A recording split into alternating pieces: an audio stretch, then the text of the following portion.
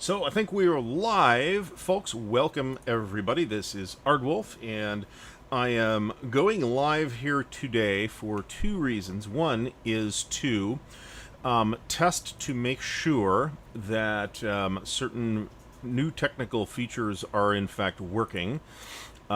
We should be streaming to multiple locations, including Twitch and even Facebook, actually. So that should be interesting and cool. I am not 100% sure that this is working on Facebook. All right, I am reasonably sure that it is in fact working on Twitch and both YouTube channels. I normally will not do wargaming, board gaming, tabletop content on the digital channel, but like I said, I'm testing this thing out. And we figured that there's an opportunity for me to have a very short chat about the brand new monthly update that GMT has just released as of today. So let me pull all my junk out of the way. Not that junk, this junk. And let's take a look. So this is the August 2021 GMT update. So I am not going to read the thing off verbatim. That would take way too long, and it would be a waste of everybody's time, including yours and mine and everybody's. We're just going to hit some highlights here. This is the monthly update that GMT does roughly every 35 days, is what it feels like. I would encourage everybody to head over to gmtgames.com to check this out for themselves. As you might know, GMT recently did a summer sale. The word on that, it's over for one thing, so if you hoped to get in on the summer sale, it is in fact too late. But word out of GMT is that they will be finished with shipping all of the sale orders by the end of next week. So this is August 20th as I'm recording this tonight. So let's hope that somebody actually pops in and watches besides me so that we can tell that things are working. I think, let me just do some quick check in here. So that should all be okay. This should all be okay. Okay, very good.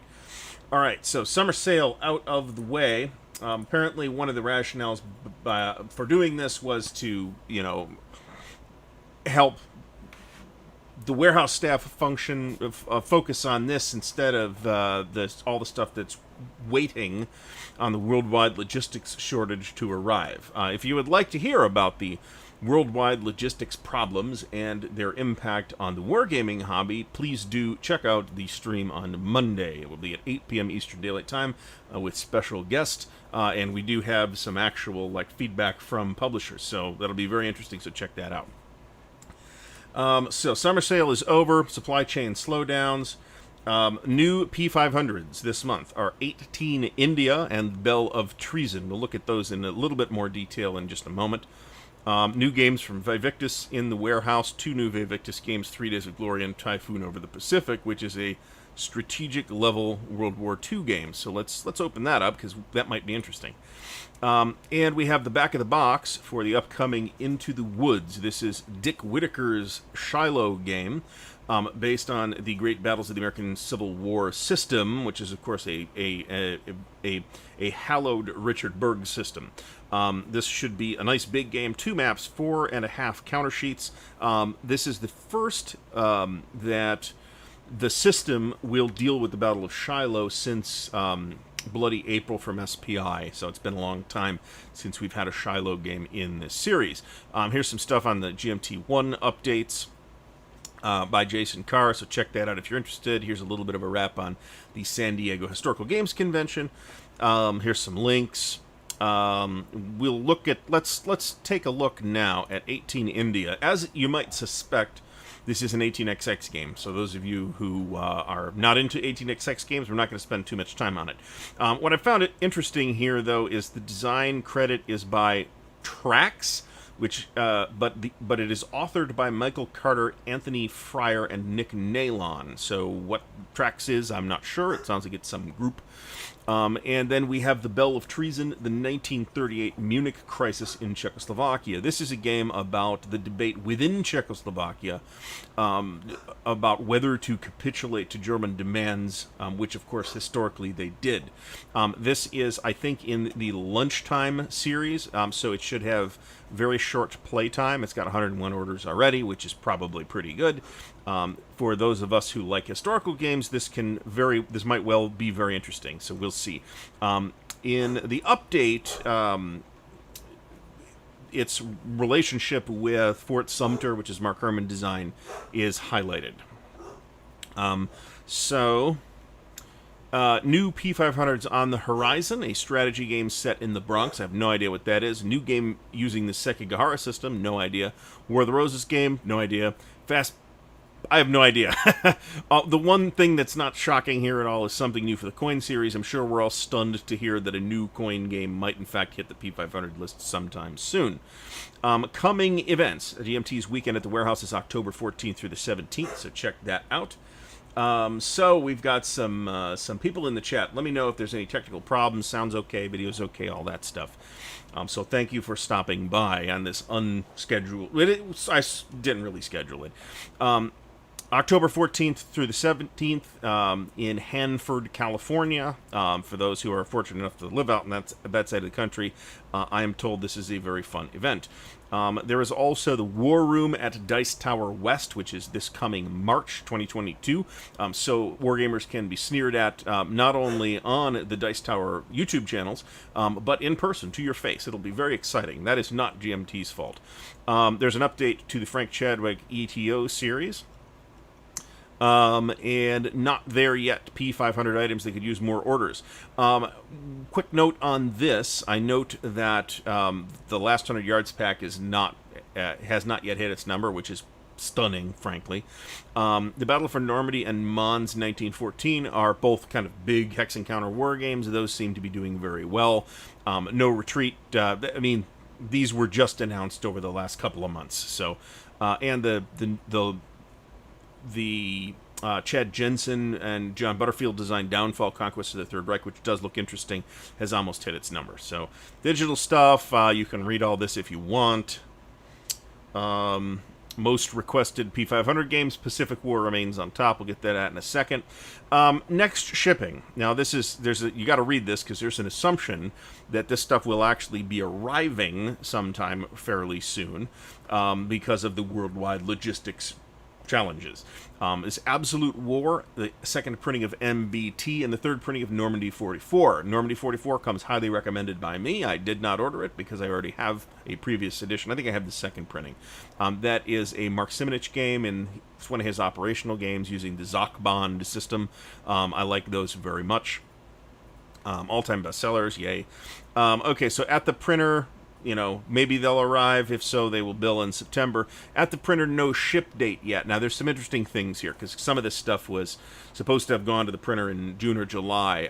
And presumably, and they talk about this at the top of the update, there's little point in sending additional stuff to the printer if the printer can't accommodate it. So at the printer, of interest to Hex and Counter Wargames, are Almoravid, which is the next game in the Volko Runki operational series, Levian Campaign, that is on the Reconquista in Spain. Traditionally a topic that's very interesting, but has not been dealt with in games very often. And the long-awaited Army Group Center Barbarossa game. This has been on P500 and hit its number years and years and years ago. I will be very interested to see when it shows up. New edition of Battle Line, that's the little Rainier Knizia card game. New edition of Commands and Killers Ancients, if you don't have it yet. Whole bunch of Panzer stuff. Red Flag Over Paris, which is the Paris Commune game. That's Fred Serval's game. That actually looks fairly interesting, too. And it's also a pretty interesting topic. Mark Simnich's Salerno 43, about the landings at Salerno. That's the first in a planned trilogy of things. Space Corp second printing. That is a straight Euro. Tank Duel, which is a very... I haven't played it, but it's supposed to be a lot of fun. It's a game I've seen several times get busted out at the end of the night at conventions after people have played their super intense game for the day and want just something to decompress with. Triumph or Tragedy, third printing, and the Solomon Islands module for the last 100 yards, and some Wing Leader Supremacy stuff. Twilight Struggle Deluxe, we all have that already if we want it. Going to the printer in August. Now, Mark said that Pacific War is at the printer, so there may be some technicality by which it's listed here as going to the printer in August. I believe that the chances of us seeing it in 2021 are dwindling fast, which is too bad because I really wanted to see it, but at least we still have a chance to get Barbarossa Army Group Center. And frankly, that has been in the queue a lot longer. So, plus Into the Woods and the U.S. Civil War second printing. U.S. Civil War is a very fine game as well. Next to get a print slot, new printing of Empire of the Sun. The Vietnam 1965 to 75. This has actually been downgraded. I thought this was set to go to the printer in the last batch, but apparently that didn't happen. Russian Campaign new edition continues languishing in the pile here as it has for years, and then everything else I'm not sure I have a meaningful update on. Here's some content creators, not including myself, but there's some interesting art here at the bottom. This is for Mr. President. This is for Mr. President. New Twilight Struggle Red Sea game, which is I like the cover. It's a mini Twilight Struggle. It's pretty much what it sounds like. Here's the near final art for cards for Tanto Manta. That is the thematic sequel to Here I Stand. So check that out if you are interested. Here is the map for that, and here is the cover to Salerno 43, which looks great. I'm very excited about that. And here's the 1940 PQ-17 expansion, which looks interesting as well. I don't think I went south of this. I have a interesting wondering that here's some in-progress art samples for the Plum Island Horror. That's the upcoming GMT game from Herman Lettman, by the way. Here's some sample art for Red Dust Rebellion. So it'll be interesting because it's going to be all custom art. Like every card has custom art, and I wonder if this is like a radically more expensive game to produce than GMT is typically accustomed to. I don't know what the answer to that question is. Some project updates on various things, including Flashpoint South China Sea, which is a Harold Buchanan design. Mons 1914, that's the Rifle and Spade series. Mr. President, which is from Gene Billingsley. Panzer North Africa by James Day. I may have called this guy David Day repeatedly in multiple videos previously. Let me just say hello to Bill Simone, Fat Lardies, which is nice to see you guys here in the chat, actually. Jay Sturgill, Charles Latora, and Fucko. So, this, of course, is the Panzer North Africa module. Will bring all of the old stuff from the original edition back into current currency with the GMT edition. So that is interesting for the people who are fans of that system, and I know there's a lot of people who are fans of that system.